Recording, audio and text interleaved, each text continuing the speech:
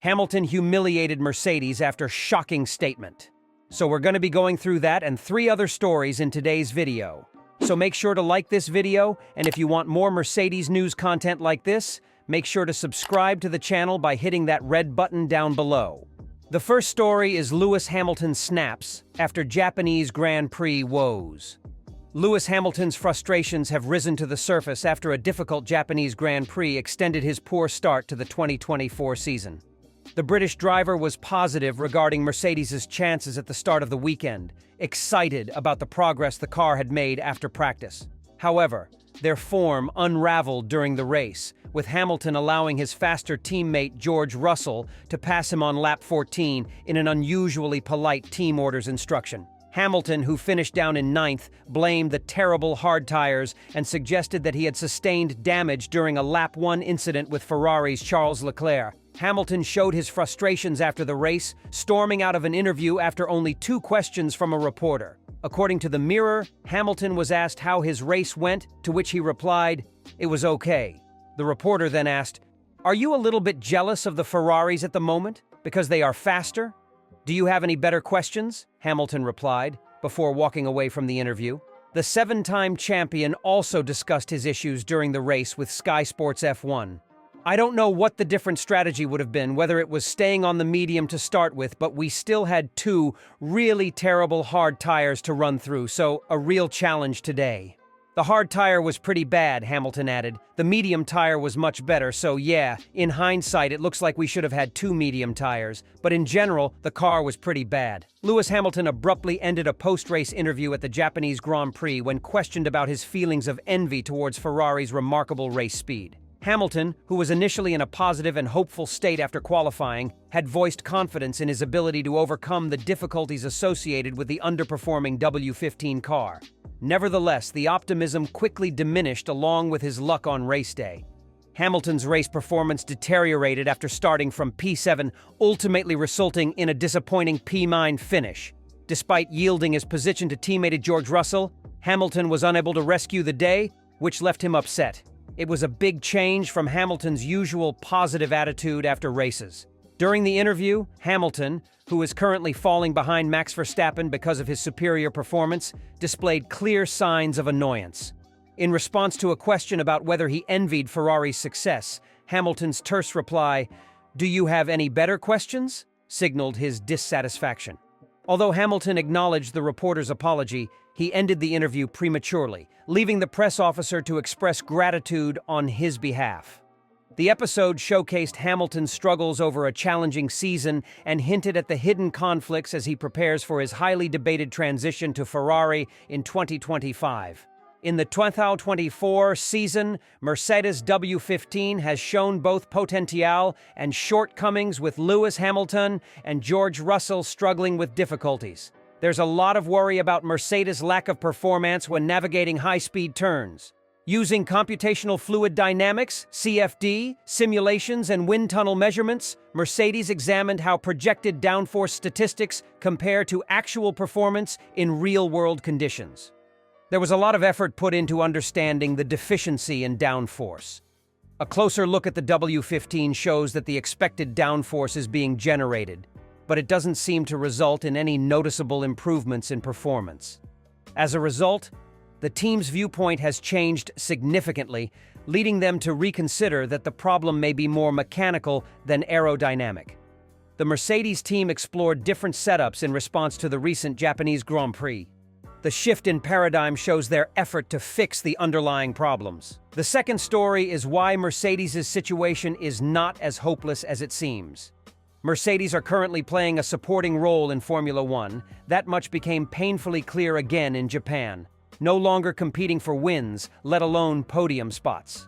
Although a 7th and 9th place at the Suzuka Grand Prix suggest otherwise, there were bright spots in the performance of George Russell and Lewis Hamilton. Although there is still some way to go before Mercedes can be a factor. Mercedes are currently playing a supporting role in Formula One. That much became painfully clear again in Japan, no longer competing for wins, let alone podium spots. Although a 7th and 9th place at the Suzuka Grand Prix suggest otherwise, there were bright spots in the performance of George Russell and Lewis Hamilton. although there is still some way to go before Mercedes can be a factor. The realization has sunk in with Toto Wolff and his camp. Mercedes are currently just a sub-top team, a team of similar strength to McLaren and Aston Martin. Ferrari are already out of sight in the Constructors' Championship, and nobody is talking about Red Bull racing at all. That is purely in terms of the numbers in the standings for the world titles. But those who looked a little further saw that Mercedes had done a better job on the track at Suzuka than in the first 3 races of the season. The car looked a lot more stable. There was no porpoising, and tire management was better than in Melbourne. A good indicator here is Lewis Hamilton. The Briton, especially after qualifying, was much more positive about his car than 2 weeks earlier down under. Of course, ultimately, Mercedes lacked the speed to be competitive. On the other hand, the teams say they know where the problems are. Now, it is just a matter of finding the right solutions for them. Wolff and consorts would much rather have this situation than really have no idea what is wrong. One problem, however, is the distorted correlation between what Mercedes see in the simulator compared to the reality on the track. This is certainly one of the main areas of focus for the period ahead. Mercedes saw at McLaren last season how quickly the negative spiral can be reversed.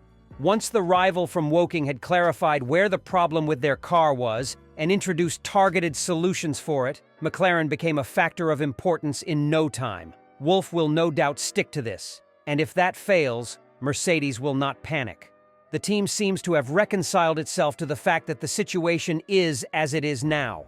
Will it get better soon? Then that's a windfall. If not, a major rule change will follow in a year and a half's time.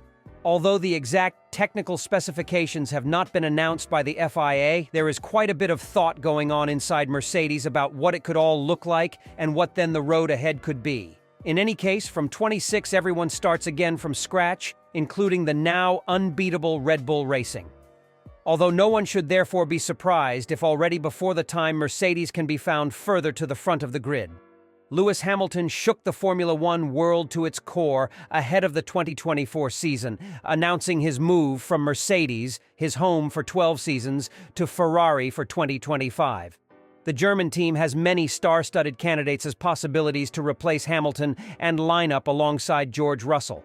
Carlos Sainz and Fernando Alonso have both been reported as potential new recruits. However, 17-year-old Andrea Kimi Antonelli may also be a target for Mercedes and has built up a stellar CV during his junior career. The Italian is backed by Mercedes and won the ADAS F4 Championship and the Italian F4 title in 2022, prior to sweeping all before him in Freca last year. Antonelli is so highly rated that he jumped straight from Formula Regional to FIA Formula 2, skipping FIA F3. To become a Mercedes Formula One driver, the Italian needs to conquer the highly competitive championship, which is the final step on the road to F1. The grid is brimming with talent, backed by Formula One teams and drivers ready to grab any opportunity to reach the highest level. Despite all the attention surrounding the teenager, the Mercedes Junior has yet to score a podium finish during the campaign's opening 3 rounds. Antonelli drives for the Italian team Prema. He and teammate Oliver Bearman struggled at the season opener in Bahrain, with the former scoring just 1 point over the weekend. It's a measly return for an outfit that led Charles Leclerc and Mick Schumacher to the title in 2017 and 2020, respectively. Both drivers went on to race in Formula One. Italy's lack of recent success in F1 could put even more pressure on the youngster who, in 2021, was still racing in go-karts.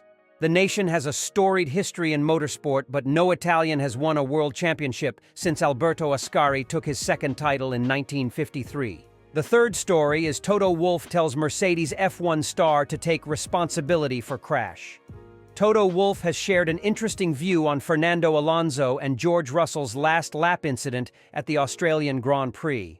Wolff's driver Russell was left stranded in the middle of the track after he lost control in Alonso's dirty air and hit the barriers hard. But the stewards deemed that Alonso was at fault for potentially dangerous driving after data revealed that he broke 100 meters earlier into the corner in a bid to stall Russell's momentum. Despite a 20-second penalty which carried a demotion to 8th place, the Spaniard disagreed with the verdict, and most of the drivers' views have been very split since the decision to hold the 2-time champion accountable was made. It's something that even Mercedes boss Toto Wolff showed a hint of remorse towards Alonso for, saying that his own driver needs to take part of responsibility for having crashed his car.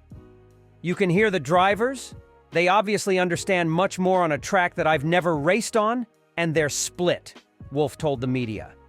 I think Fernando was aggressively defending by trying to take out the momentum before the corner, and maybe he's overdone it. George was just trying to an overtake there, but also takes a certain part of responsibility for having lost the car there, he continued.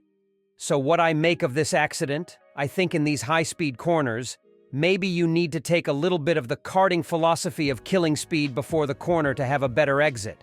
But who am I to say? I'm not sitting in that car. I've never been on that level. So I'm just an observer, and I look at the data and throttle and brake input, and that was very different on that lap to all the others.